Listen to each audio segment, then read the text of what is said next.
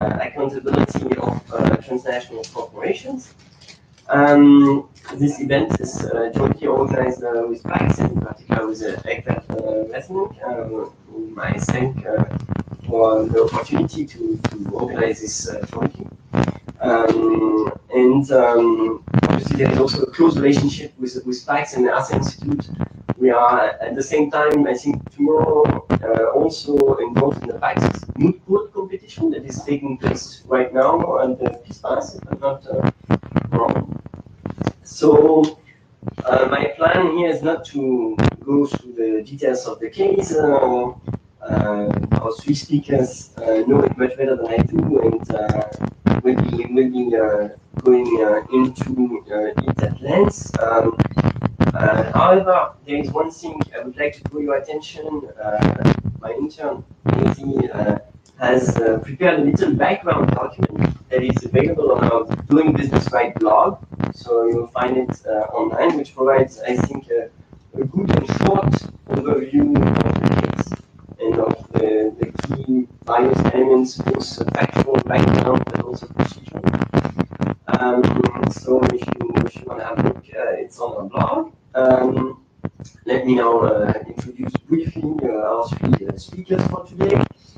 They will take the floor for 15 to 20 minutes, and then I will cut you. We'll have ample time at the end of the presentations for back and forth Q&A. It's important that you all know that we are streaming the event, so hello the world.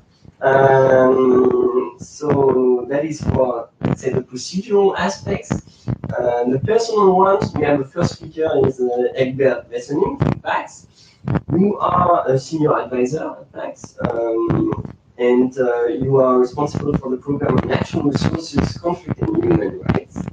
That focuses in particular on international enterprises and the rights and interests of communities, notably in Sudan. You represent also PAX in a variety of multi-stakeholder initiatives, in particular the voluntary principles on security and human rights. And I think most importantly, today you were part of the team, you led the team of researchers that worked on the unpaid debt report that was released in 2010 about the Lundin case, and which I think we can say triggered the investigation of the Swedish authorities into Lundin and into the executives of Lundin.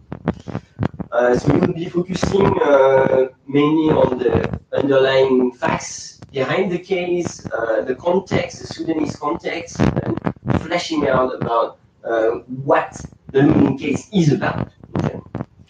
Our second speaker will be Miriam Ingerson. Miriam Ingerson, you are a PhD candidate right now at Uppsala University in Sweden.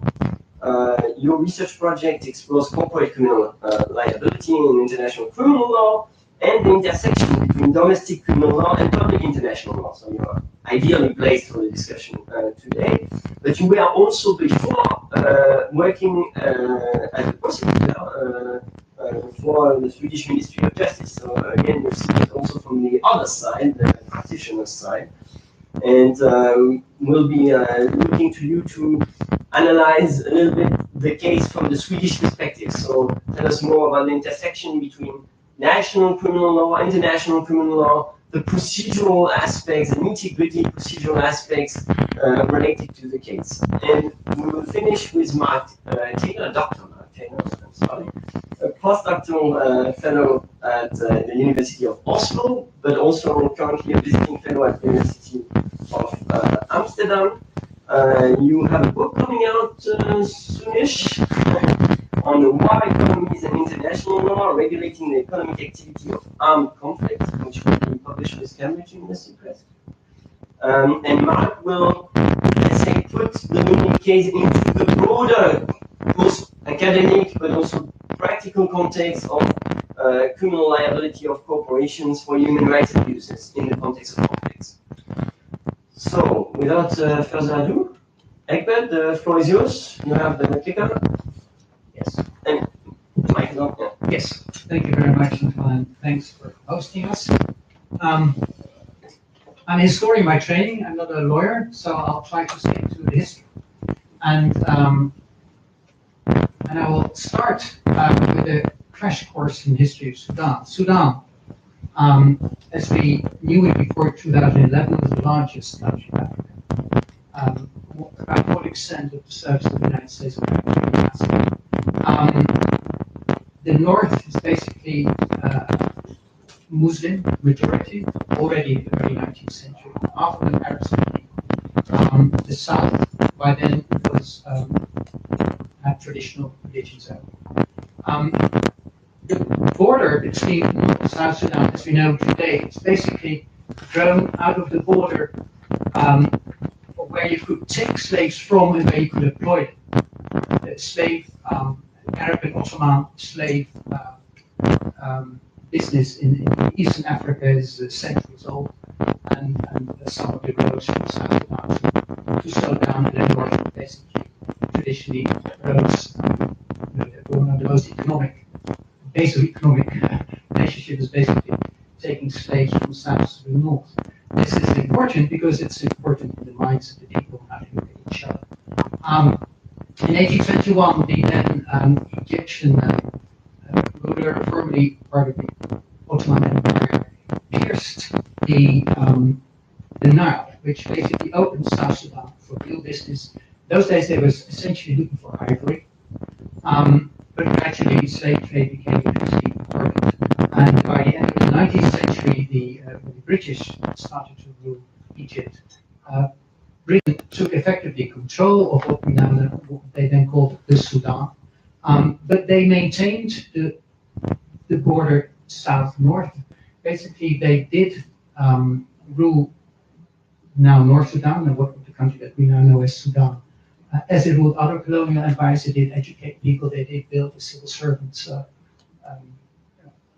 to help them rule the country. But in South Sudan, they wanted to protect them against what they considered essentially predatory superiority mentality of a stronger culture, the Arabized northern culture. So South Sudan, by the time that the country became independent, basically lacked everything that you would need to have a constituted country to understand it. And there was a great surprise and outrage in the South when the British gave Sudan independence as a whole and not as two countries. And immediately a civil war broke out because the majority of the people in South Sudan didn't understand why the British would have to be replaced by the Arab-speaking Northerners. So this civil war lasted until 1972. There was a short period of southern autonomy, self-rule, and by 1983, driven by not only the fact that the Southerners experienced that they were treated as second-rate citizens of the country, but also because oil had been found in two areas here in the center and the east, and the Sudanese were building a canal to get the white water immediately to cross the big swamps to increase the water supply to Egypt. So what the Southerners saw that, and the oil was supposed to be piped out to Port Sudan. So what the South saw was that, again, their wealth would have to be stolen and taken, as they looked at it, and taken away by the North. That was a trigger for the war. So oil already played a role in very early stages of the Second Civil War. The Second Civil War was basically a siege war. That meant that the countryside was controlled by the rebels, and the cities were controlled by the government that had to fly in to maintain the cities. It was in many ways a war between two very poor, under-equipped entities. The Northern Army, the Army of the North, was poorly equipped, poorly led, poorly armed, and poorly motivated. And there's no way they could ever win this war. What they did do is a divide and rule policy. Many of the people living in South Sudan really had no reason to feel much sympathy for each other. They're very different from each other. 32 languages to start with. And divide and rule policies worked. And the use of militias, what we've seen in the Second War, was that at the local level, different commanders and warlords developed into almost independent entities who were financed or given arms and ammunition by higher political powers like the SPLM, the SPLA, the main rebel force, or the government of South Sudan. And the war really degenerated into a lot of local fighting, especially after 1991, when the Southern movement split. We see really that the majority of the fighting and the death and destruction caused by the war was in fact by inter-South-South fighting between the different factions that were manipulated by the North and the South authorities or higher authorities that was really dominating the war. In 1997-8, and which year you want to choose, there was a new side war that became the focal point of that war. That was the war over the control of the oil fields. We'll go into that later. The Civil War ended in 2005 with the Comprehensive Peace Agreement, and finally in the year 2011, after the referendum, South Sudan became an independent country. And we would see in 2013 a new civil war breaking out, and we would see that that would break out along exactly the same fissures and divisions that we'd seen emerge during the civil war, especially during the oil war, where after 2013 we see exactly the same commanders fighting each other as have been fighting each other after between 1998 and 2003. Oil was found during the interlude between the two civil wars. The real oil fields, the biggest oil fields that were found here in Big Leak and south of it, most of the oil was found in the south. It was, of course, very frustrating for the northerners. And we see that they really wanted to control the area. Most of the oil fields, the communities around them, were people who would sympathize with the rebels and with independence and not identify with the Khartoum government. So you see very clearly that by the time that an oil field becomes important, that there's real substantial development, that the government does not trust any rebel or auxiliary force or local militia anymore to guard it, but would take it in its own hands. We see that starting already in 1982, when we see the first forced displacements north of Hague in places where Chevron started to develop the oil. Chevron invested about $1 billion. They found a lot of oil, and they had to. They were forced to suspend operation, eventually leave the country because the war was raging around them, and they could not secure themselves. There were also political considerations. In 1989, the Islamist military coup brought a new master to Sudan. We all know him, it's al-Bashir, who just left, and who really brought a lot of new vigor into the war, that coup. And they were really almost bankrupt, particularly after American sanctions, and made a big effort to get new players into the oil game. And finally, the Chinese National Petroleum Company decided on its first international investment. The main investment would be, of course, the pipeline. It's a $1 billion operation. By the time that the Chinese had decided to do so, mid-1990s, it means that all the other oil fields became interesting for international companies, because without a pipeline you can't export. And we would see that smaller international companies would come in, notably Odenvrouw from Austria, Talisman from Canada, and Lundin Petroleum from normally Sweden, but in fact a Swiss-based company. Because the oil was in places that was not under government control, It was basically the countryside that was controlled by different warlords, whether with the SPLA or against the SPLA, but anyway, southern warlords.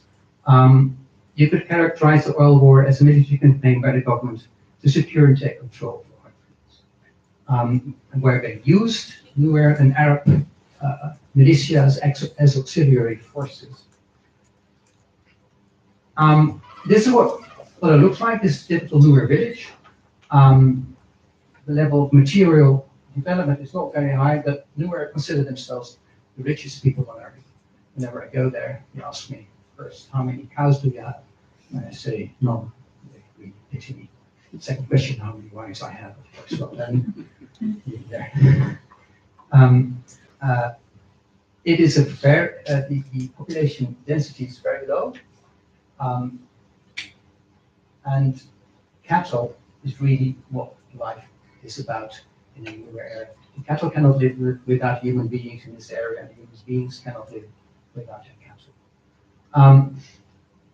The war in Block 5A started in 1998, immediately after Lundin tried to ship its first equipment to its oil fields. You see that immediately they had struck a deal, or kind of they had an understanding with Dr. Riek Machar, currently again the Vice President of South Sudan, who was the person who had broke away from the SPLA in 1998, starting a terrible civil war within the civil war. Basically, the Lundin considered Riek Machar, they call him somewhere a community leader. He promised to secure them. He was in charge militarily of the area. But we see that with the first effort by Lundin to come in, a rival Nuer commander, Mr. Major General Lundin Matip, who was Major General in the Sudan Armed Forces, who was very much more strongly armed than and weapons, got more money, more supported by the government, immediately attacked very, very severely the area where Lundin worked. This was a complete shock to the population. This area had really not seen any war, ever. This was a backwater. It had no strategic importance. People in the villages were not armed. People in the cattle camps essentially had spears, nothing else. And the shock was immense when these militias led by Mr. Matip came and basically burned everything what they saw, raped every woman they could lay their hand on, steal the cattle they could get, torched entire villages. It was massive. Tens of thousands of people had to flee, and thousands died because of this attack. Yet, we have not heard, we didn't hear a single protest by Lundin, even though it was obvious that the only reason why Lundin Matip would go through from Bentiu to the drilling site, to the place where Riek Machar had his village, neighbor village. That the only reason why they would do that was because Lundin Matip did not want Riek Machar to secure the oil. He wanted to do it himself, and he did so because he knew he was covered by the government of Sudan. In May 1999, Lundin struck oil for the first time, and we see that the government moves its troops in and puts down garrisons in there and around the drilling site. And an all-out war started against Riek Machar. Basically, it was clear that no longer the government would no longer allow Riek Machar to control its oil fields and wanted to its own people, Lundin Matip and his own troops, to do so. Lundin had to suspend operations for almost 1.5 years. It said it was because of the weather or whatever. It never even recognized that it was because of the war. At the right here, you see an intercepted radio message from the Khartoum commander of the National Intelligence Security Service to the Bentiu Forces commander, where I read, "You must work towards evacuating all the other forces from the path and roads of drilling and exploration. You must also work towards relocating all civilians to inside the towns." This was a piece of evidence presented in a court case in the United States of America. It was accepted as evidence. And well, this is exactly what happened. You can only explain what has happened, you know, only explain the behavior of the auxiliary troops of Sudan Armed Forces and the Sudan Armed Forces itself, if this was indeed their strategy. Because this is what happened. By the year 2000, Lundin was building an airstrip, a bridge. That was when it was officially under suspension. And we see that very clearly, 20 kilometers east and west of the road that they were building to their drilling site was completely systematically displaced. We see another enormous outbreak of heavy fighting that's really disastrous in the year 2002, when many of the newer warlords who used to be with Palinimotit and Khartoum became sick and tired of this inter-Nuer fighting, and there was a lot of calls for and they also felt like that they were preparing the ground for the Sudan Armed Forces to take over from them. And we see that a lot of pro-Khartoum commanders flipped sides and basically started fighting against the government. As by then, that assisted with the fact that due to the oil income, that the government had been able in the year 2001 and 2001 to buy a lot of new armaments. 2001 they bought 20 Russian M21 Hind helicopters. They have an incredible firepower, and they can see everything from above. It's really the war really was moved to a different level thanks to the oil income. Still, it was very, very heavy fighting. It was not so that the government really moved in. We shouldn't forget how big Lundin's block was, about 13,000 square kilometers. And we're talking about a small number of forces, and we're talking about battles of 800 against 1,000. So this is not an area that you can actually control, even not with all the troops that the government of Sudan could muster at all. This is very, very shortly what happened. What was the consequence? We see here an analysis. This is more or less the block. This is the border of the block. The green area. This is 1999, when already people had been pushed out of this area. That is Bentiu, which is the main center, and components where really there's a road to Khartoum. That's on the border almost of the north. This is a drilling site. The green is where there's agricultural activity. So in 1999, you see that this is Leer, where Richard used to live, where he was born. This is a drilling site, and you could see that still between Bentiu and Karjak, there are a lot of villages, many more than you can see here. There was agricultural activity. There's particularly a lot of people living here and here. Now, after the massive war in 2002, the crosses are recorded, documented attacks. You see that almost the entire population in this area had been pushed southwest or further south to there. It's become almost empty. This is the road that Lundin built to get. It's not a coincidence that it's exactly where the road was built that you don't see much agricultural activity anymore. If you don't see agricultural activity, that also means that people are hungry and that people are actually dying. Our estimation of the total damages because of the oil war that again was completely motivated by Lundin's operations in this area. Our extremely conservative estimations are that 12,000 people died, not only through violence, but also because of hunger, illness, etc. They had to flee into the swamp areas. Illnesses they would be eaten by mosquitoes. It's not a very nice place to flee into these marshes. About 160,000 forcibly displaced. at least once, several times, of course. 20,000 people permanently used. That's a figure because in 2003, suddenly aid agencies found a massive numbers of numerous in the suburbs of Khartoum that they hadn't noticed before, who had come from this area, and who had so much lost everything that they had nothing to go back to. 40,000 huts and stables destroyed, 500,000 cattle losses, the vast majority of the cattle there, etc. Children abducted, which we forget, among the auxiliary forces used by these auxiliary forces do not actually fight the war. It's like the Cossacks. The army comes in and then you have the Cossacks coming after them to do the raping, the looting, the pillaging, right? And that's what you see also with the popular defense forces and the Bagara, so the northern Arab-speaking militias that were armed. There's an interesting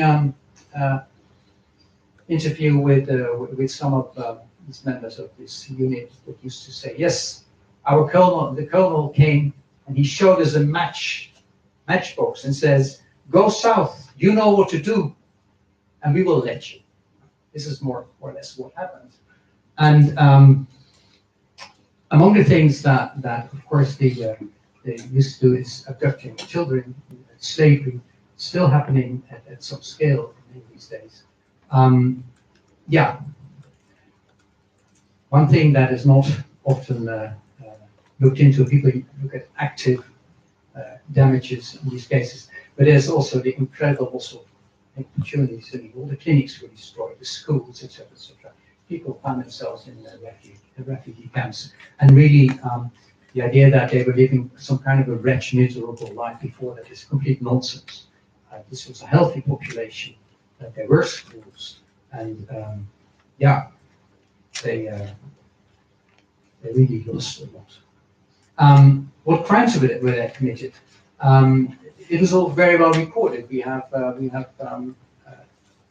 UN Human Rights Special Rapporteur on Human Rights in Sudan, starting from 1999, documented and reported crimes, and they've been reported all over back all those years by tens of international agencies. Governments also, there's the famous early 2000s Canadian government investigation with this report.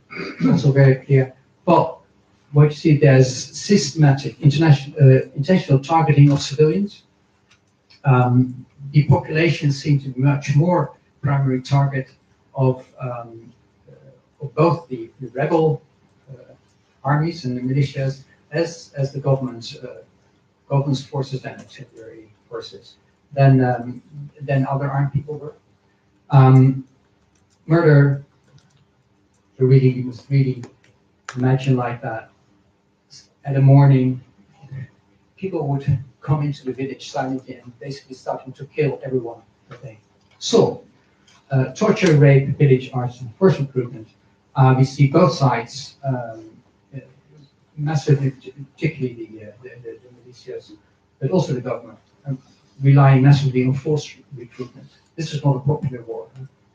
And military use of children, endemic, abduction of children, enslavement, forced displacement first, and well, what else already mentioned. What did Lundin do? Lundin had been active in Sudan since 1991, and it was public knowledge in 1991 and confirmed year afterwards that the civil war in South Sudan was fought by groups who did not have the slightest respect for the rights of the population, which systemically and massively used war crimes.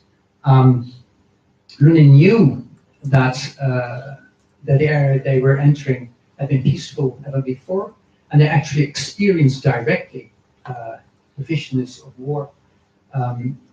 They were for the first time attacked in mid-1998, and several times during the war, Lundin employees were brutally murdered. Their camps have been overrun several times, etc. The whole idea, the position of Lundin is, we have never experienced these reported atrocities, and if we would not have accepted them. This is a very difficult to believe, particularly as they directly suffered from military attacks themselves. And of course, there was the massive public reporting. So the knowledge side, I would say, is solid. The contribution to the war is partly of the infrastructure. You must imagine this area is basically during the wet season, which is the entire summer, so about 6 months. It's clay and it is flat, so it becomes one big swamp. You can't really move during the wet season, and it's in the dry season that all the military operations take place. Now this meant that during the civil war, whenever the government of South Sudan, using its superior forces, essentially, that they had armored personnel carriers, T-55 tanks, stuff like that, artillery, they would be able to, and just like the auxiliary forces on horseback, they would be able to go into the south deeply, but by the time the rains would come, they would have to go back, and people would return to their villages, because they would plant when it's rain-fed agriculture. They would plant as soon as the first rain would come, and that would be the time that northern forces would leave the area anyway. Now, the building of the road to Lundin's drilling sites and further south to there, it was an all-weather road. They wanted and needed access to their drilling sites 365 days a year. There was a military barrack every 5 kilometers or 5 to 6 kilometers along the road. And basically the road enabled the government forces, who were abusive forces, to permanently access deeply into remote and largely peaceful villages. And I would say that may contribute to enabling the commission of war crimes by others. Just like their airstrip was used by the military means, so also was their road. They acknowledged that.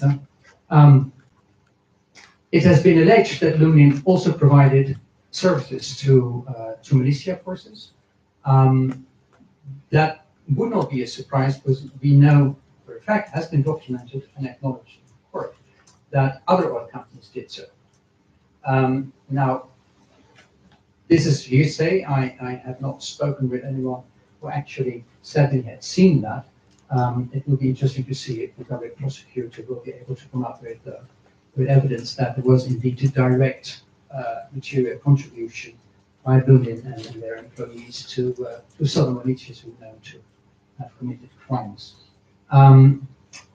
We know for a fact that that there were child soldiers active who were on the government side in the immediate vicinity of Lundin's drilling sites, because there is footage of Ian Lundin going to his drilling site in Defarge in 2001, when he was suddenly stopped by a unit of indeed mostly armed children.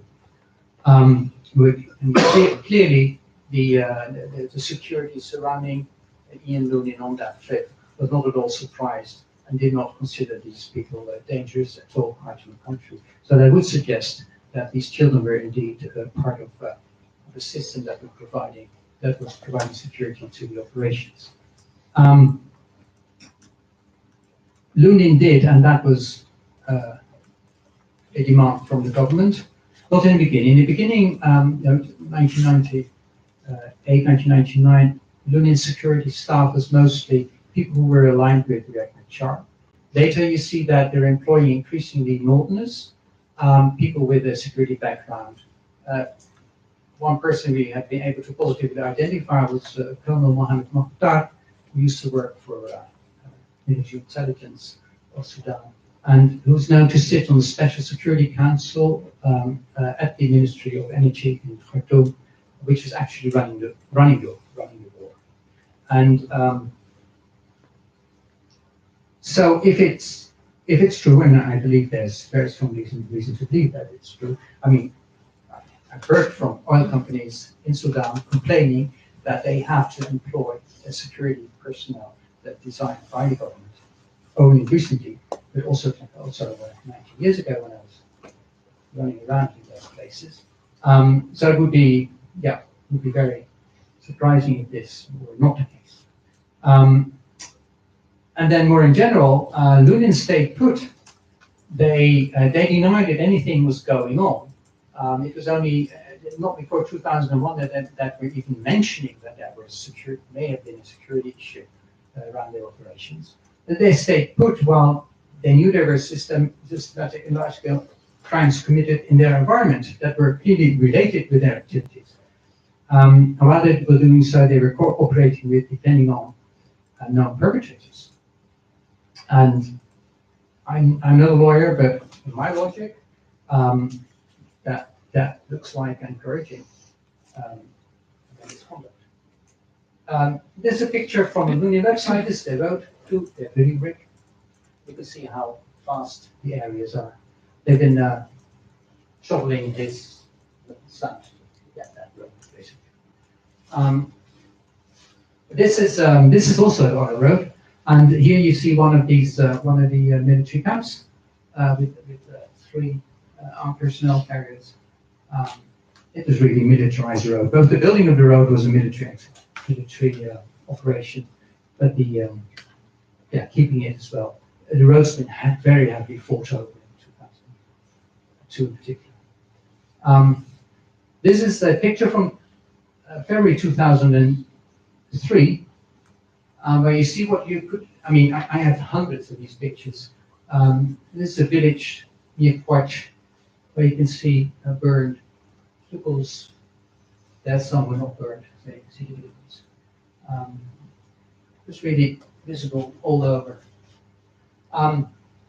This is in Lundin in early 2001 with some of the child soldiers who were apparently helping to secure these operations.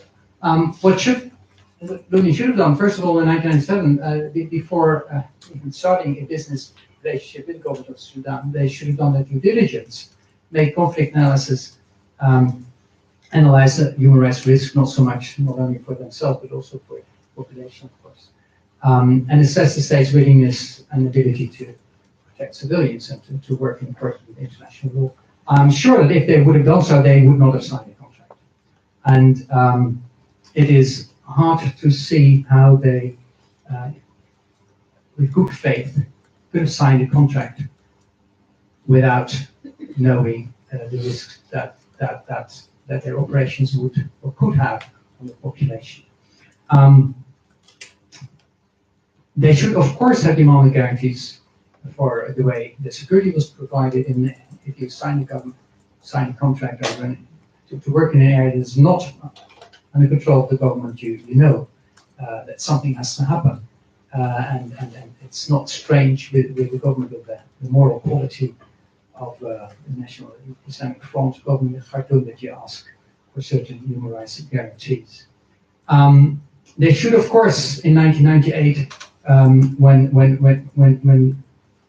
them going into their area coincided with a massive attack on the warlord who was securing them, they should have immediately declared force majeure and suspend indefinitely and demand that abuse of force leave, that justice is done, that perpetrators are brought to justice, and that the security of the population is guaranteed. They did nothing of the kind. Rather, they denied there was any problem in their area. After the carnage of 2002, I think, they should have covered themselves in tar and feathers and did penitence, which they may be doing some years from now anyway, and at least 2 of their functions. Even after they sold in 2003, and if you think that this kind of stuff is all modern and after the UN Guiding Principles, this is exactly the kind of things that human rights organizations and were asking them in 1999, in the year 2000. There's nothing new about the principles that we now know as emerging established international standards for business and human rights. We asked these companies in those days exactly the same as what is in the human guiding principles. In 2003, when they sold with a handsome profit, they made $100 million profit. They could still have, let's say, made good a little bit with the population if they would have returned there, put out their hands and said, well, I'm sorry, what can I do for you? And trying to repair the damage. They would have been welcomed. They should have at least acknowledged that the population has suffered in relation to their operation and made an effort to undo the damage. They never did that. Instead, what is the position of Lundin Petroleum? It is we never did anything wrong. We were a force for peace and economic development. And we did everything in our power to promote peace through peaceful means. I don't know what that is, promoting peace through peaceful means, but anyway, that's the party line of Lundin Petroleum. They're claiming that all this information that I'm giving you now is basically false and based on baseless allegations and part of the war propaganda of the time. I think there's not a single reason to believe that this is the case. We're having dozens and dozens of different, big variety independent sources, including a lot of first-hand witnesses. But they claim that this is all basically a politically motivated campaign. Yeah. Let's see.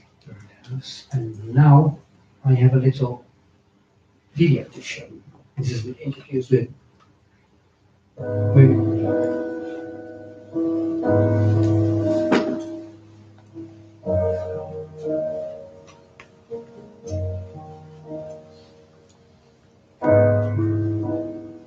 In 1997, I was a little girl when the war started. So the soldier came and burned the houses. They tried to burn us inside the house.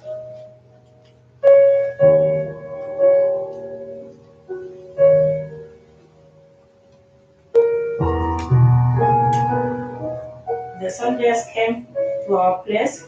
Then they started to they catch us, and they were telling us that we can carry their bags, and they were going to front line. And also they were starting abusing us. We are there, and then soldier came and took me away. They normally come and catch the little one. They say, you have to be my wife by force, like they do raping and all this time. But I talked to them. I said, please, at this age, I will not manage to be the wife.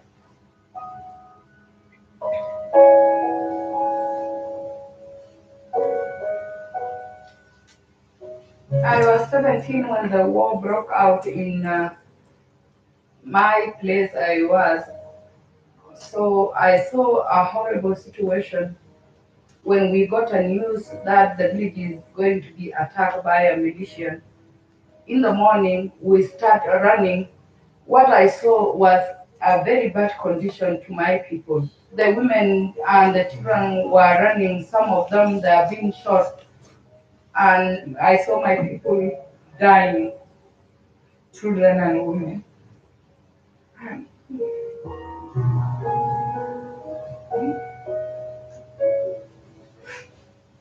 I was helpless.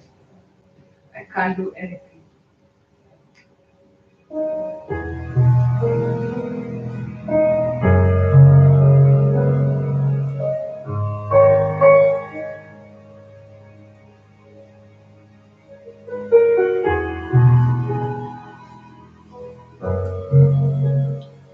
The reason they want to kill us, they need that land because of oil. They want us to leave the area because there are some people who force us to do so, and they are coming from far, and we don't know them exactly who are they. And we know why they are doing this. It is because of oil. So they want to make us not to live in that area and go away for good and leave the land. They take it as their own. To me, I do see the mothers, the women of South Sudan are just giving birth for children to die. And our wishes not to give birth for our children to die. We give birth for future. We need them tomorrow. Like now, I'm standing here. on my behalf of my parents, on behalf of women of South Sudan. We are still in tears more than before.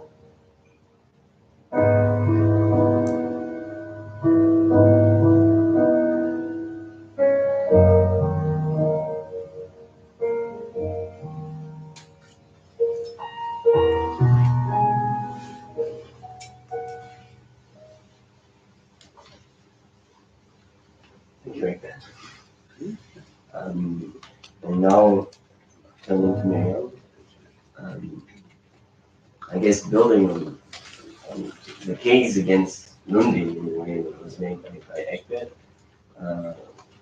we'd like to hear from you a little bit about what happened after 2010 case. How did the Swedish prosecutor take up the case, and how did they proceed during the 9 years of investigation? Please. Thank you. Thank you, Anton, for welcoming us here, and thank you, Ingrid, for the presentation and the background.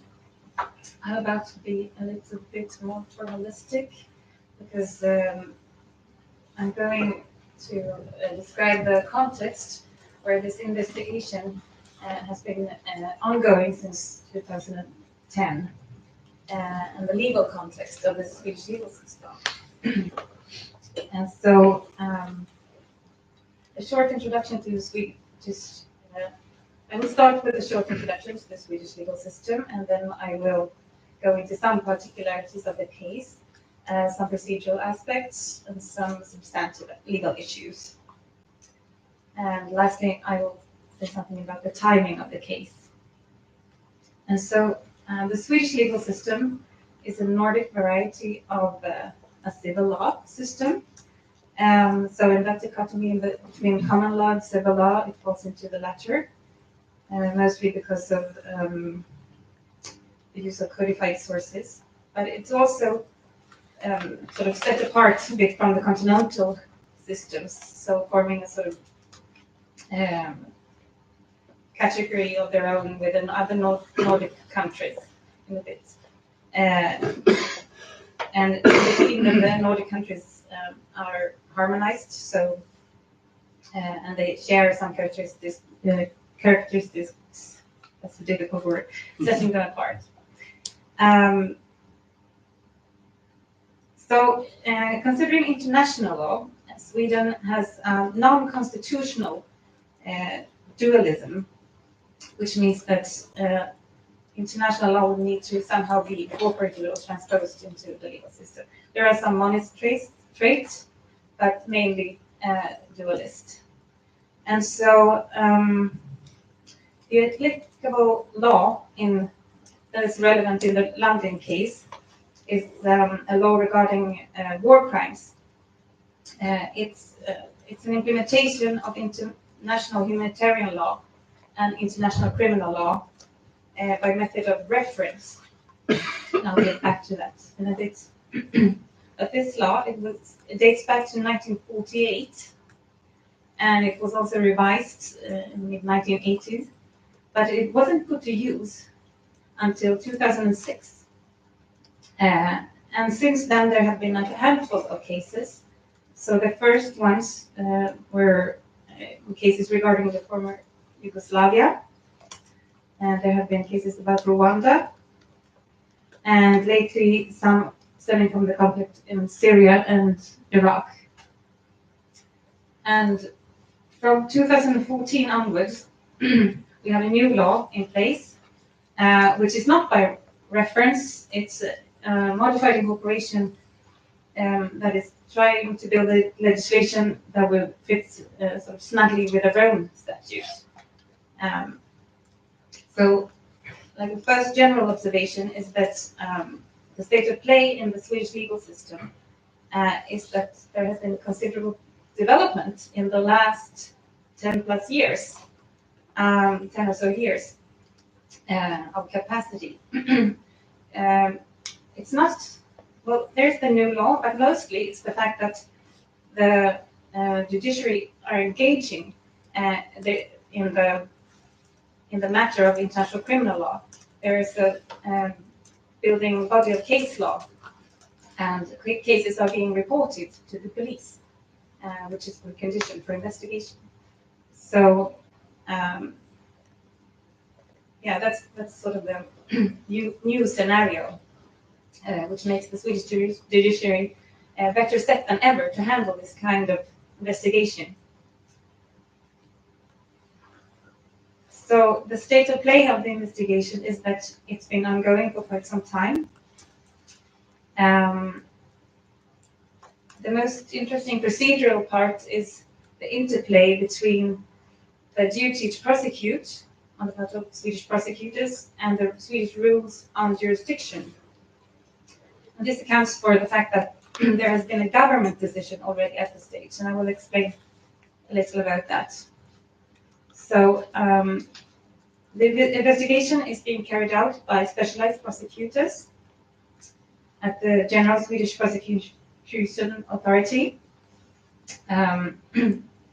The prosecution authority is independent of the Ministry of Justice, so I have to correct you a little bit there, Antoine. While I have held positions in both places, it's actually an independent authority. And so this unit has built a lot of capacity in recent years, and interestingly are they're using structural investigation, which is a technique developed by German prosecutors that allows prosecutors to build a case based on the conflict situation, so the chapeau of the international crime, instead of building the case from the individual deeds of the suspects. So obviously that will allow you to have a synergy effect between individual cases. And so in the Lundin case, the defendants have been notified of the charges. They've been served with the documents of the investigation, and we're now in a period where they're given a sort of respite, a reasonable time for consideration of their defense, and they're allowed to require additional investigation, which I believe they have done, and the prosecutor will generally comply to within reasonable limits to such suggestions. And one point I would like to note is there is a duty to prosecute in Sweden, so there is no political or practical discretion.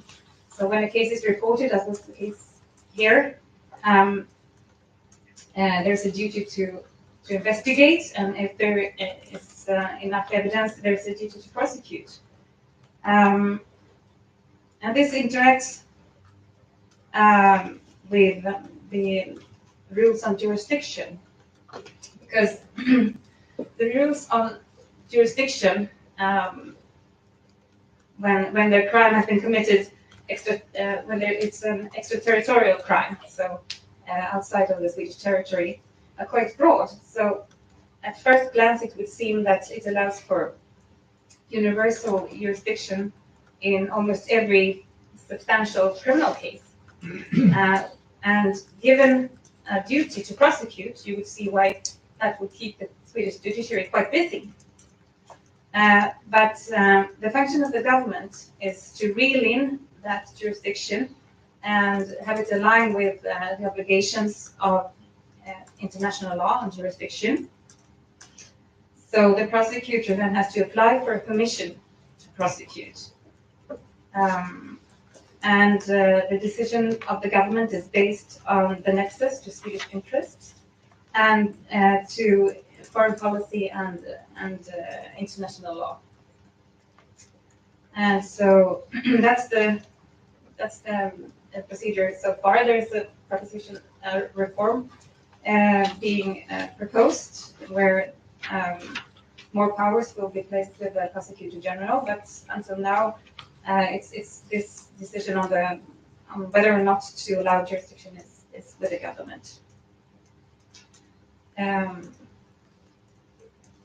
But there's another mechanism interacting with this, and it's the duty of the prosecutor to assess at the opening of the investigation whether or not the government will allow jurisdiction.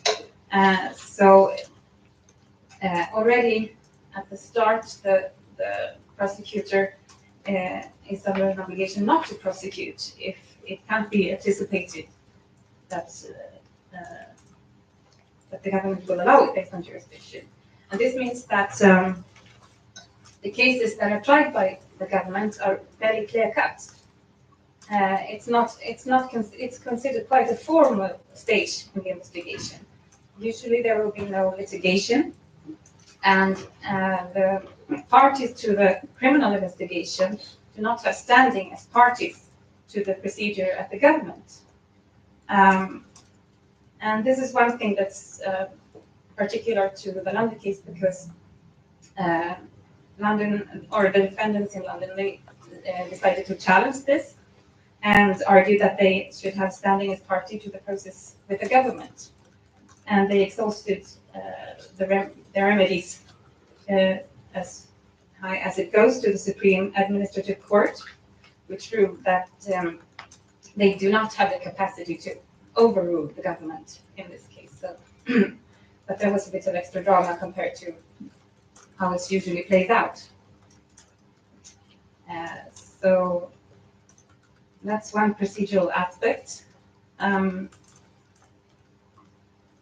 Some other legal issues that we might expect if and when there is a decision to indict. So we don't know that much about the investigation so far. We know about the background, obviously, but not the investigation as such, because it's not public. But the charges are known, and the charges are aiding and abetting a crime against international law, which means aiding and abetting war crimes. And that could be one issue, namely the general principles that would apply on accomplice liability and what framework to use when evaluating that.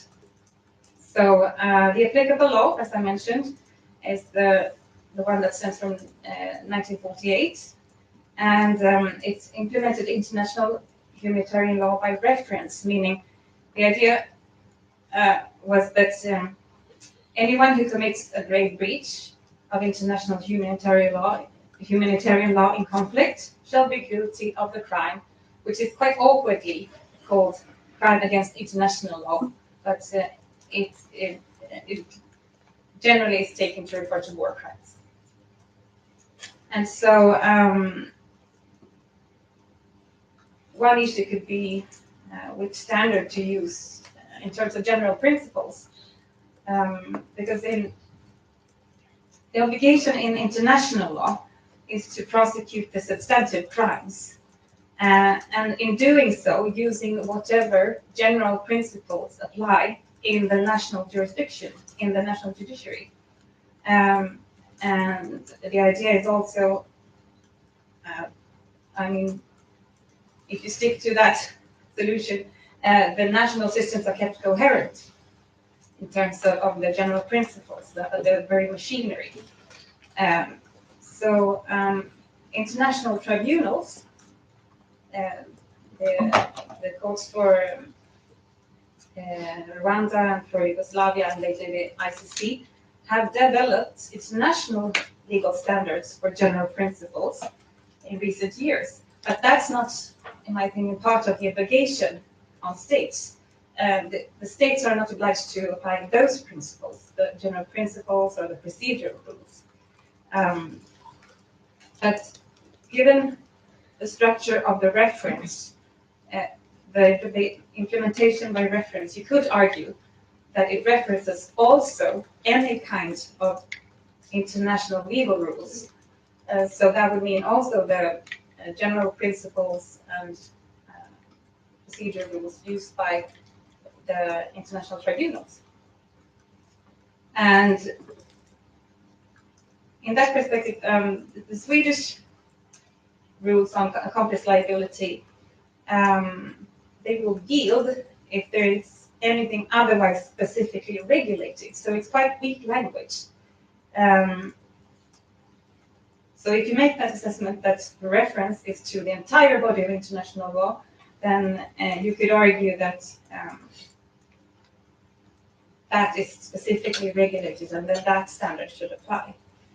And why would you argue along those lines? Well, the Swedish, it could be in some aspects more favorable to your case if because the standard of accomplice liability is different.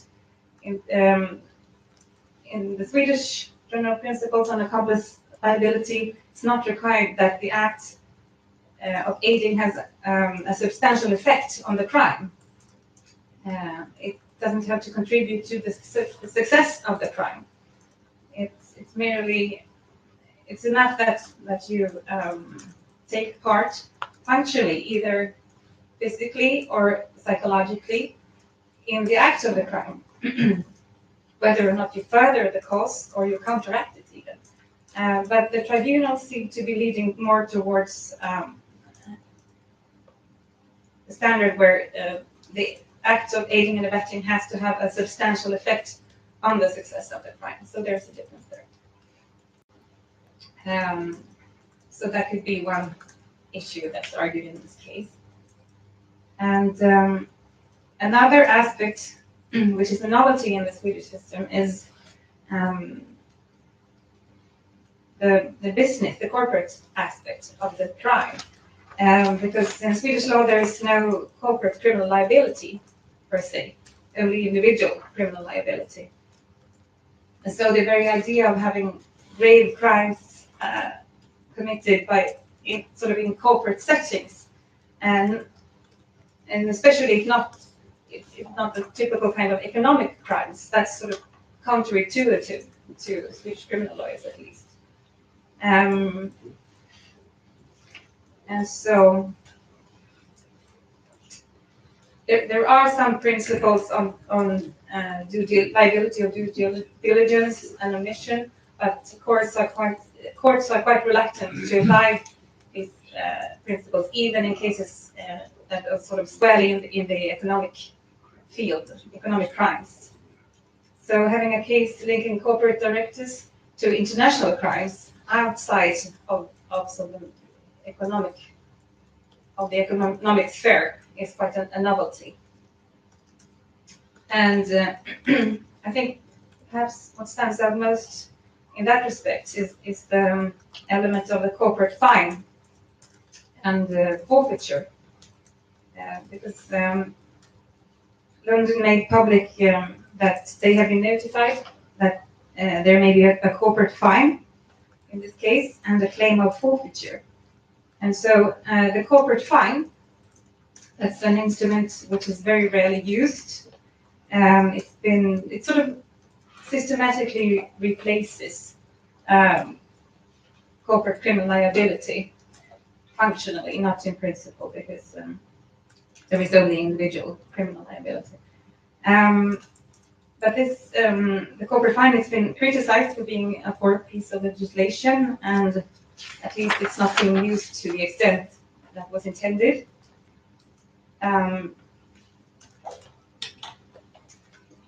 While forfeiture, that's another story, because that institute has been developed in recent years on popular demand, mainly in the context of stripping representatives of organized crime of openly flaunted assets. So that legislation has been put more to use and seems to be considered more useful. And so the result of that is that the corporate fine that was notified to Lundin amounts to 3 million kronor, which is, if my math is correct, is 300,000 euros. But the forfeiture claim is for the whole profit of the oil exploration, so it's 3.3 billion krona, which is, if I'm correct, 330 million euros. So quite a bit more than the corporate fine. And lastly, to say something about civil claims for compensations for victims. They can be tried jointly with a criminal case, and the groups of victims can have lawyers appointed to represent them in the criminal procedure. And so, lastly, something about the timing of the case, why we see it now in the Swedish courts. One part of that answer is the international development of international criminal law, which I think you're familiar with. So there's been quite a bit of awareness raised and legal development in the international tribunals, and I believe that has contributed to the capacity building in the Swedish courts and the prosecution offices. And accordingly, the prosecution offices have organized, so there's now a special unit, like I said, which has been given resources to develop new methods. And that,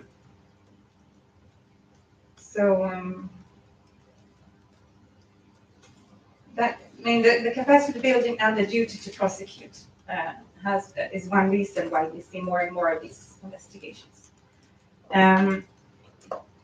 Another reason, I think, is the way this particular case was reported, because at the time, I believe prosecutors were not applying the structural investigations. So I think it did matter that there was quite a bit of investigation already in place, which allowed this investigation to proceed. Had they had the report and had to start from zero, I think it could have been we could have seen another outcome.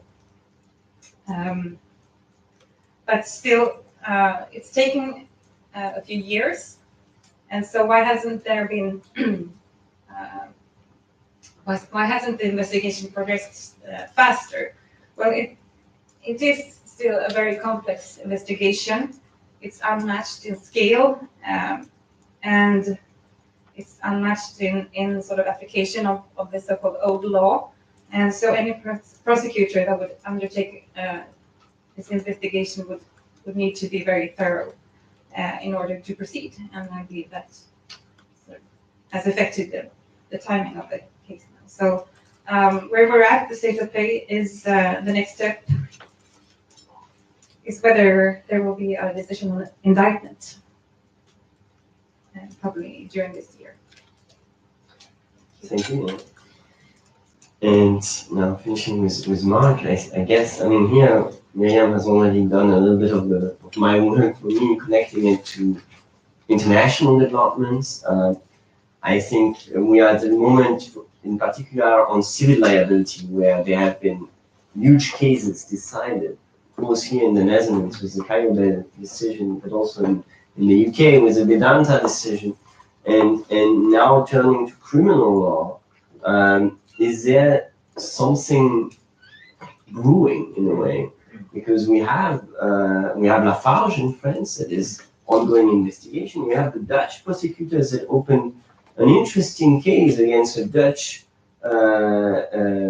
corporation involved in forced labor of North Koreans in Poland, which will be also relevant in the near future.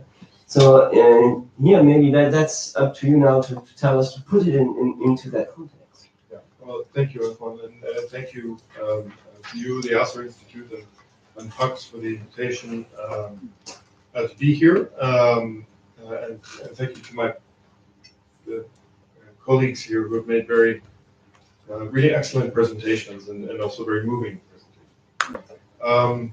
Yeah, I think the short answer is to your question, or to your point, is yes. I think Lundin, Defarge, these cases are representative of what some academics have referred to as a turn to corporate criminal liability, an expanding web of potential liability. What I'd like to do in my presentation is perhaps show how, whether it's a turn in the law or a web that's developing, there is definitely a steady trickle of cases, and I think Lundin is part of that broader trend. So I'm going to depict that, and then I'm going to explain a little bit about why I think that's happening, picking up on some of the things that Miriam has mentioned. So I think it's important to start out by acknowledging that convictions of business actors for crimes committed in the context of war are rare. But yes, they are less rare than they were at the turn of the century, or 15 years ago. Having looked at the case law of this and followed it for a number of years, my estimate is that there have been about 16 cases in the past 15 years, that those cases have arisen in 10 different jurisdictions. And of those cases, there's been 3 convictions of business people for international crimes. Frans van Aandraat here in the Netherlands, Guus Kouwenhoven here in the Netherlands, and most recently, in that extraterritorial sense, both for crimes and for complicity in crimes, that occurred abroad. In one case in Iraq, and in the second case in West Africa.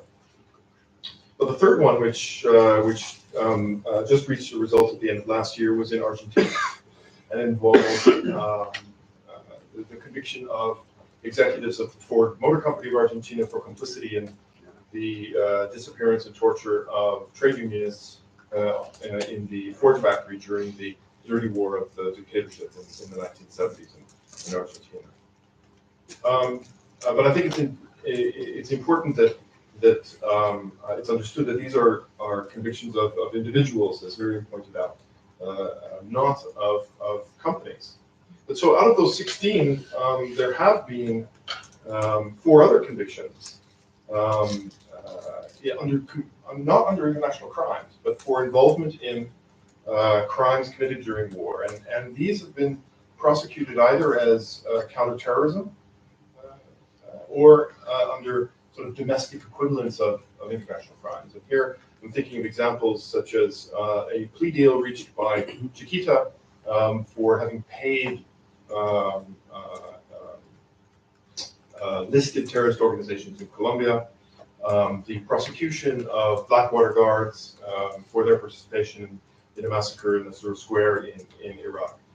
That latter prosecution was not under counterterrorism, it was under domestic murder or manslaughter charges in the United States.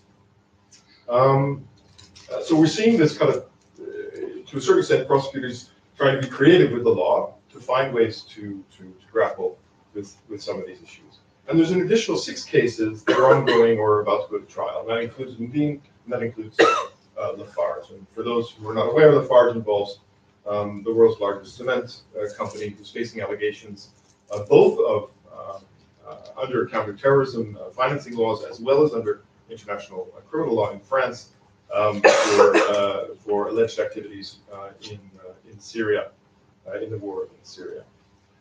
There's been no conviction of a legal person, of a company, for international crimes. But there is one about to go to trial, that's the Defarge case, where the company has been charged with international crimes. And there was an initial investigation opened in Switzerland against a gold smelting company with respect to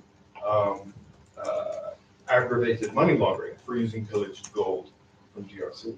But that case did not proceed. The prosecutor decided not to proceed.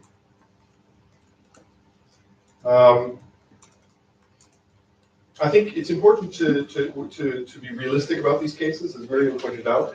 They involve a scale of investigation, a testing of new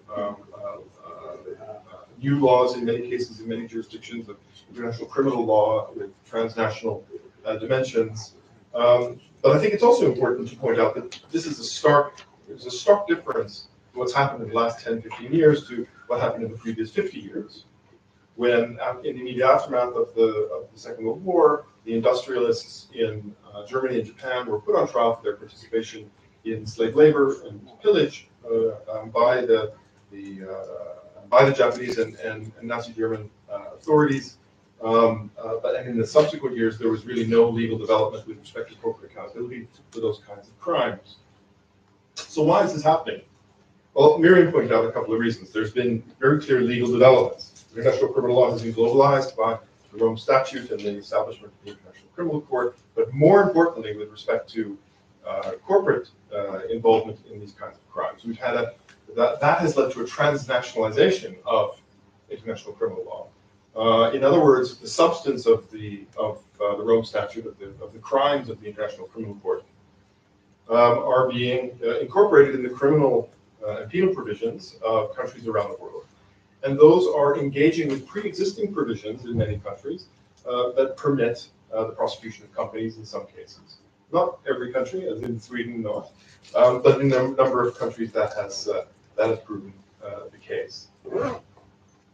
And I think one of the effects of that, and one of the effects of these parallel normative developments, it has been this willingness to recognize that certain business activities can become criminalized when they involve support to those who are committing international crimes. So I'm going to come back to that in a second. I want to just touch on a couple of the other points that Miriam raised. One is this development of capacity. I think it's really hard not to underestimate the importance of the growth in war crimes units in a number of different countries in Europe and elsewhere, which has, just in the last 10 years, required prosecutors and investigators to learn whole new skill sets. One of the things you mentioned was a different approach to investigation, and that has extremely approaching a kind of systemic or structural approach to a war zone as opposed to beginning with the crime. A different analysis-led approach to investigation, if you will. And that approach has also, to some extent, empowered civil society organizations like PACT, who are in a position to actually conduct those kinds of investigations, or in positions of knowledge about what's happening out there. And we've seen, just in the last few years, a real explosion in the ability of civil society organizations to conduct these kinds of investigations with real effectiveness, sometimes better than state bodies are able to do. And so there's this, I think, increasing question about how civil society organizations and state investigators, state prosecutors can find ways to work across those institutional boundaries, and it's important that they do so. That's not to say that it's any easier, because it is very difficult to run these cases and to investigate these cases. But there are ways in which our capacity to deal with these is, and our attention to these is greater. And then thirdly, I think one of the reasons that this has been happening, you hinted at this, Miriam, was what I would call sort of parallel norm developments. So one is the one I've already mentioned, which is in addition to the development in international criminal law, the transnationalization, the pursuit of cases at domestic levels, not just at international tribunals, there's been this parallel development with respect to counterterrorism, which, whether you like it or not, has contributed to an approach that is concerned about some of the commercial aspects of these crimes. And so if you look at the development of UN Security Council resolutions and sanctions, in the case of Syria, for example, you see this developing substance of the council resolutions that are describing an attempt to regulate the war economy of ISIS, going after all different kinds of commodities, from oil sales, from kidnapping profits, from the sale of antiquities, the smuggling of antiquities, and a whole range of activities. And oddly enough, this is actually biting with respect to some actors, so corporate actors. So I mentioned Chiquita already, I mentioned Defarge already. Two other cases that are interesting. One is the fate of Victor Boot, who was a notorious logistics, to put it politely, operator and gun runner who was cropping up in UN investigations throughout the 1990s and the turn of the century. Nobody seemed to be able to do anything about it until the United States ran a sting operation in which he was caught for what? Selling weapons to a listed terrorist organization. So you see the tendency to want to go to the counterterrorism tool because it's somewhat easier legally to deal with in court, because all you have to show is that you're dealing with a prohibited organization. Related but different, again, a kind of administrative criminal law approach. Several Belgian companies were just found in violation of export regulations for selling chemical precursors to Syria earlier this year, and convictions were obtained. Again, and they were criminal convictions, not for international crimes, not for counterterrorism, but for violations of export rules. So I guess my point here is that the criminal regime around counterterrorism and sanctions is reinforcing the tendency within this criminal law, this international criminal law space, to look at economic actors involved in war. And the third area that I would say is reinforcing this has to do with business and human rights. We saw the UN Guiding Principles in 2011 specifically deal with state duties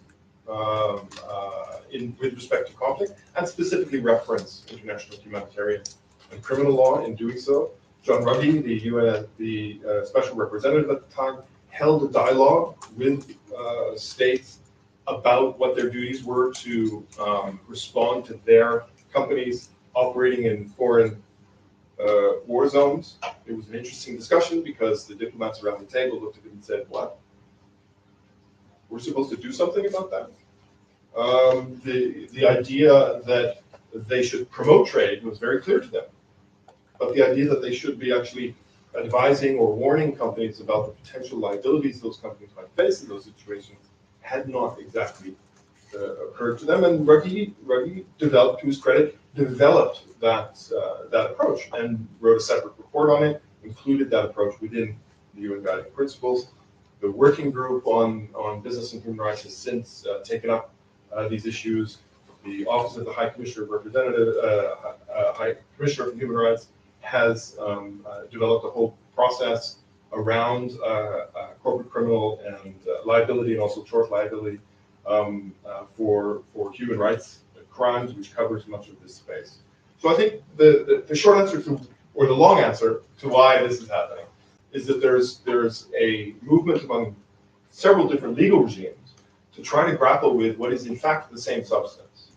And that substance is the economic dimensions of conflict, and the way in which the economic dimensions of conflict actually intersect with global value chains, or intersect, frankly, with our economies through global value chains. And we see authorities and civil society organizations and multilateral organizations and diplomats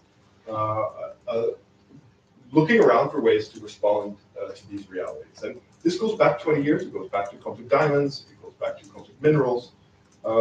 This is not particularly new, but we see the law perhaps painfully slowly turning to try to grapple with this. And the cases like Lundin are part of that bigger trend. So a couple of key issues, I think, going forward that I think it will be interesting to watch Lundin as sort of informing. And you've touched on one or two of these. I think this whole question about accomplice liability and what standard will be used by the Swedish court will be extremely interesting. There has been a tendency by previous courts, and I'm thinking here in the case of the Netherlands, to use a Dutch standard. Both Van Aanrath and Kouwenhoven were prosecuted using dolus eventualis, using a sort of recklessness standard, I guess you could say. Foreseeable, that there's a foreseeable risk being the mental element. And I think that that in many ways responds to the reality of the transactions and business relationships. That in a way that the standard of shared intent, that a business actor has a shared intent to commit a crime with the perpetrator, that we tend to think about in terms of the ICC and some of the other tribunals, may not actually, that latter definition may not actually fit. I would just say that it is, as you indicated, a kind of. I mean, there is still a question mark over this. I mean, there's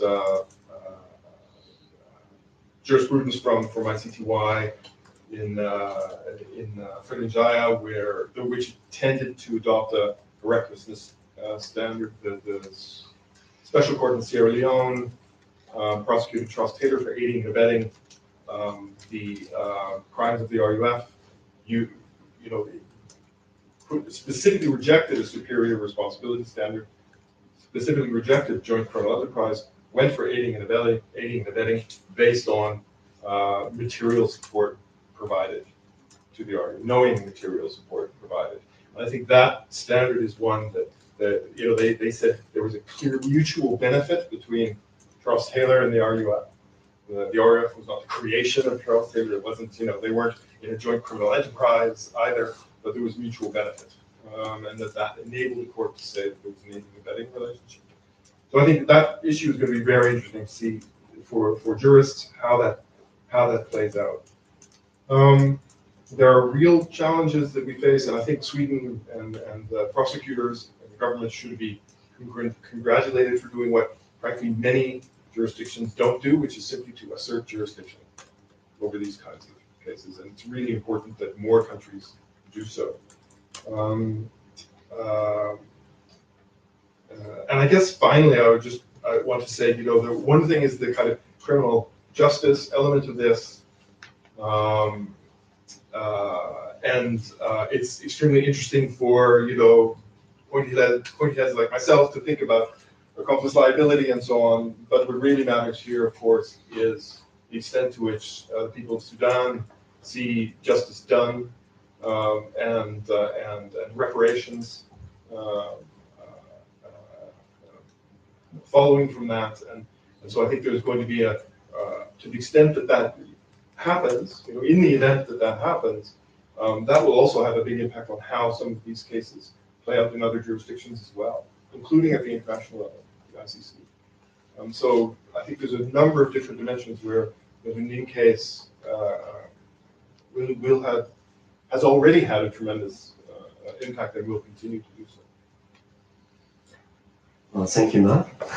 And well, first, a little round of applause for you guys. I was quite bad at keeping the time, let's say, but we still have a little bit of time for discussion. So we will have to use a mic for the questions for the video recording, and I will ask you just to introduce briefly yourself and your organization. Yeah, we have one question already. We'll take a couple of questions, if that's okay for you, and then. Hey, my name is Marie, and I'm currently at the ACC. I used to be in private practice working on business and human rights. I have a question, I guess, for the three of you. It seems to me that the future of corporate criminal liability is domestic. So from what I understand, the future is going to be prosecuting corporates at the domestic level, which I guess in an ideal setting would be in countries that have corporate liability, so that where legal persons can be prosecuted for crimes, and ideally that have universal jurisdiction or quasi-universal jurisdiction, like in Sweden. So I guess the question is, from a practical point of view, whether you think prosecutors at the national level have the necessary resources to pursue those kind of cases, because, I mean, as you know, the ICC can come under fire for example, taking too long to act or not, you know, having enough resources for specific cases. So given the fact that the investigation for Lundin has taken 9 years already, I mean, the question is, you know, it begs the question of whether domestic prosecutors have the capability to actually pursue those cases.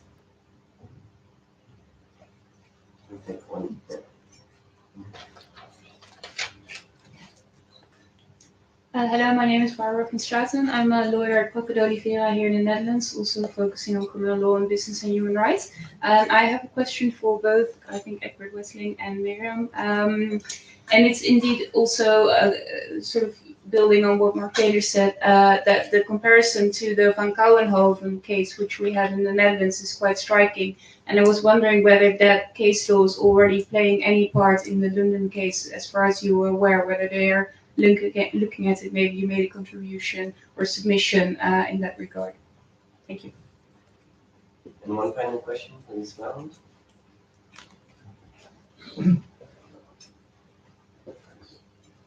Hello, my name is Glenn Morgan. I've spent quite a lot of the last 2 years in South Sudan working with the Human Rights Commission of Inquiry. And I'm not a lawyer, I was the military advisor to the Commission, and it's sad to say that we saw military operations connected with oil very much along the lines that Egbert was describing, that were even taking place as recently as last year. But my question is for Miriam, I guess. We were doing a human rights inquiry, but we were also trying to frame the acts that we were observing as either crimes against humanity or war crimes, and to attribute criminal responsibility for those, in the hope that one day people will be prosecuted. And given that it's criminal law and it's serious crimes, one would anticipate that on conviction the person would go to jail. And indeed, if it was a soldier being court-martialed for war crimes, he probably would go to jail. You talked about fines or the confiscation of profits, and the figures were pretty eye-watering, but is there any likelihood that those senior corporate executives will actually do jail time if they're convicted?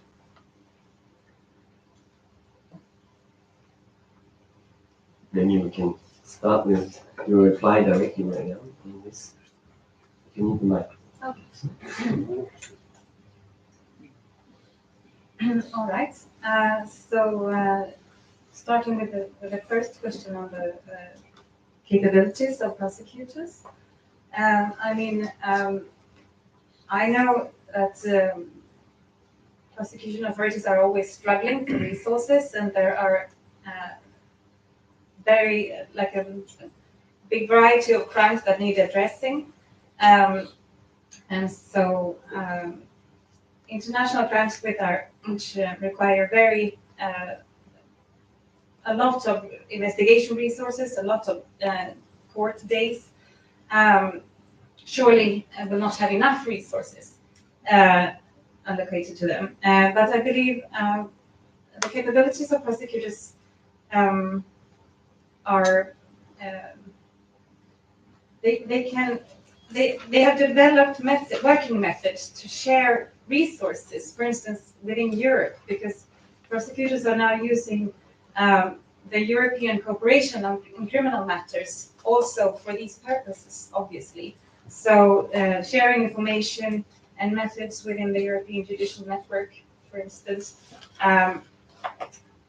assisting each other with using mutual legal assistance instruments, sharing, for instance, information on interrogations already having taken place, all those kinds of things, using their European arrest warrant. So there's an infrastructure already in place being used where prosecutors share resources and build capability together, in Europe at least.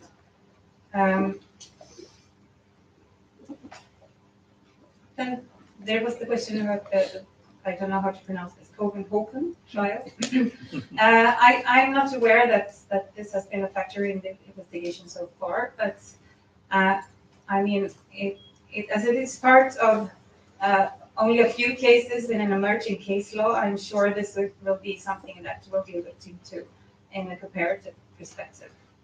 Because we're at a point in time where every case counts, and every step forward is a huge step. So certainly one groundbreaking case will matter, for sure. Whether or not there is actual jail time, it's a very difficult question. It depends. Like I said, the contents of the investigation are not known, and the structure of the charge is not known. So there is no telling at this point where this might end up. But looking at a handful of cases that have been tried, there are several sentences for life imprisonment. So certainly it's within the range of possibilities that may follow. That's where it might end up. It will depend heavily on the structure of the investigation and the charge. So there's no telling at this point. Yes, maybe one on the capacity of the investigation. Yes, the investigation has been taken 9 years, but not at full strength. My understanding was that during the first years, there were other cases that took up most of the energy of the public prosecutor. By the time that the investigation really got up some mass, the second civil war, the civil war within South Sudan broke out in December 2013. I don't know exactly what impact that had, but that cannot but have had a terribly frustrating and impact on the investigation. It cost them a lot of extra time because basically the entire country became inaccessible. So no, I don't think that any other prosecutor should become discouraged by this statement. And about Rolf from Kouwenhoven, of course, nobody of us knows that because the investigation, the public prosecutor doesn't speak about the investigation, doesn't say these kind of things. We will find out when the indictment comes out. Just a brief comment, tying maybe the first and the last question together. So I think the future for corporate criminal accountability for international crimes is certainly domestic, for the simple reason that legal persons are excluded from the statute of the International Criminal Court. But there are already examples of both commercial activities that have been prosecuted at the tribunals, in particular under pillage and forced labor provisions. I mentioned Charles Taylor already, but there is a businessman who was indicted by the Rwanda tribunal, who remains at large, and his role was to provide logistics to the Interahamwe during the genocide. So I wouldn't exclude the possibility that those kinds of commercial or logistics activities end up being prosecuted by international tribunals, but they will be perpetrators who are part of the larger criminal enterprise, or in some way in support of those crimes as individuals. And this then relates to the last question about jail time, because I think from a strategic perspective, it is I think the question as to which is the more effective deterrent. Is it more effective in terms of decision making by a CEO or a country manager that the company might end up paying a fine several hundred million euros? Certainly for shareholders that matters.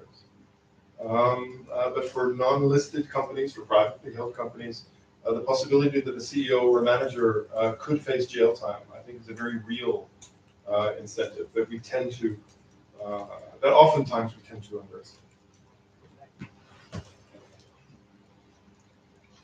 Yes, I tend to agree with that. I listened into the conversation of the CEO of Lundin Petroleum with analysts of all the banks and investment firms. These discussions are streamed, and the entire fine was not mentioned at all. I mean, it was all about money, how much you're going to sink into this, when you're going to be finished with that. It's all about stuff with direct financial consequences. That's where the analysts were, but this was kind of already factored in. Right? So, yeah, I tend to believe that also reputation is an issue for investors, but very, very strangely, in this case, we have seen Handels Bankenfonder divest in the year 2001, but later they invested again. We've seen 3 financial institutions in Sweden divest in 2012. But ever since, we see that the hardcore of Swedish banks and pension funds have remained invested in Lundin Petroleum. they're not taking any responsibility. I would say that you could argue that by sticking with the company, they're effectively encouraging the company to stick with its purely legal approach to what is, I would say, a human issue. First place, it's about these people, the victims, who basically are left to fend for their own, for themselves, and that is very disconcerting, particularly if you're in the Swedish society, generally considered to be progressive and human rights minded. If you see that there are financial institutions that are all absolutely beautiful human rights declarations on their websites, and this one of the best documented and cases of involvement of a company in the worst crimes that we know, doesn't seem to have any consequences for their investment, and they all say that they're engaging with the company, but even if that engagement doesn't bring any positive result, they still stay invested. And I would think that there's a continuing problem, I think, from where you say, well, I'm linked with that crime. A certain moment after 10 years, or a certain moment that becomes encouraging and becomes part of that misconduct. That's what I would argue. And one thing I'd like to say to Moran, this is, and it is in a way appalling, in other way it's beautiful. It will probably be, if the indictment comes, it will be the first time in history that anybody will have to account before a court for his role in 50 years of terrible civil war in South Sudan. The number of crimes committed there will possibly just unspeakable. This will be the first time, and it will be two corporate executives in the Swedish court. It is very remarkable. Yeah.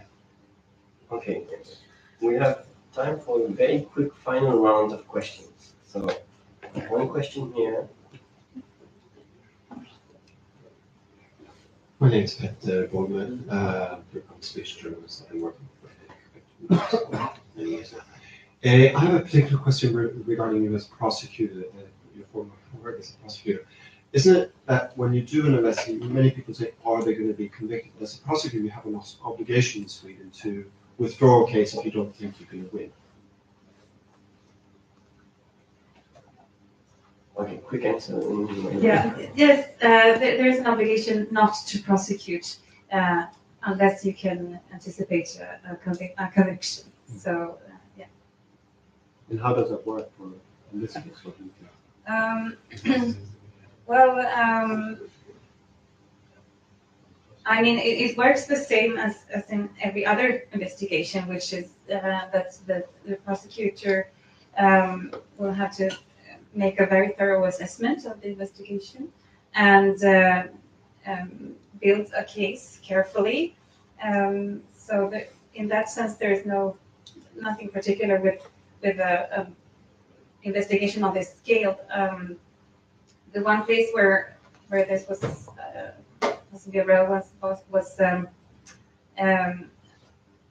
how there, at the point where the government were doing the assessment for allowing prosecution, it could seem as if this was controversial, but in fact it wouldn't have proceeded unless there had been already a thorough assessment of the possibility of jurisdiction. So that's one way it has had an effect in this case.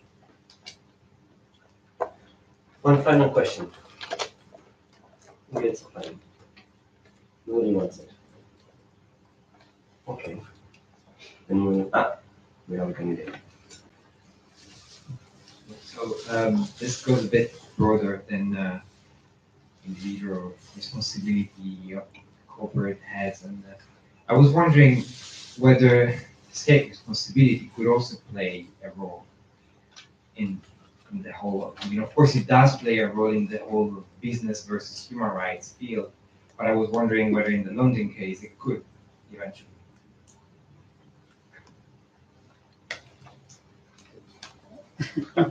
Oh, you're gonna, okay.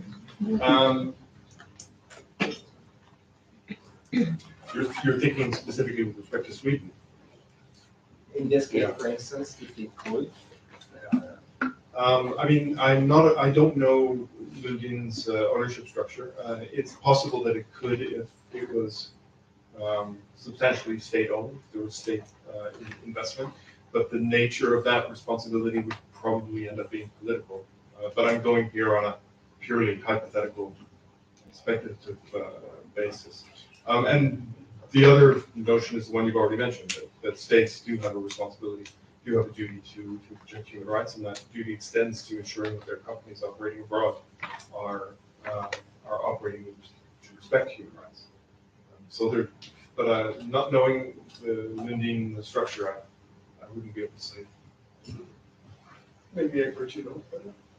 Yes, Lundin is entirely privately owned, but two members of the Lundin consortium are not. It is OMV, which used to be the Austrian state oil company, but that was floated for 60% of. By the time these operations were going on in Sudan, the government still held, I think, 40% of the shares. We had discussions with Austrian authorities 19, 18 years ago, but they were not interested. That's all. They didn't see it as an issue. It's even more the case with Petronas, which is a state-owned company, that held another 25%. And it's a Malaysian state-owned company. Of course, it's the golden horse of the country, so very hard to criticize it. But it is concerning a little bit that even after the oil war, without any apologies or whatever, basically hiding behind, imitating, repeating the defense of Lundin, which is, we only contribute to peace and prosperity. Petronas has bought Lundin's share, has now majority 65% owner of that block, and is continuing as if nothing happened. It's very bizarre, especially as I said, this is one of the best documented cases of direct links between atrocity crimes and the business operation that I'm aware of since the Second World War. Just to the extent that there were other states in the region that were operating through rebel factions that a company like Lundin might have had relations to, there might also have been state responsibility activated in that way under international law. And of course, the responsibilities of the government of Sudan, right, within the context of the armed conflict. One last comment on that. So, from a criminal law perspective, I think state responsibility is a factor when states design the legislation and apply the rules on jurisdiction. So as to be in line with international law on criminal jurisdiction, but also in fulfilling the obligation to prosecute great breaches of international humanitarian law. So definitely, state responsibility is a factor when states decide when and how states decide to act within the criminal law field. Well, thank you. Thank you again to our two panelists for the discussion today. And maybe you can join me for the final round. We have a very small reception just outside that is waiting for us. So, we encourage you to join us and continue the discussion with us.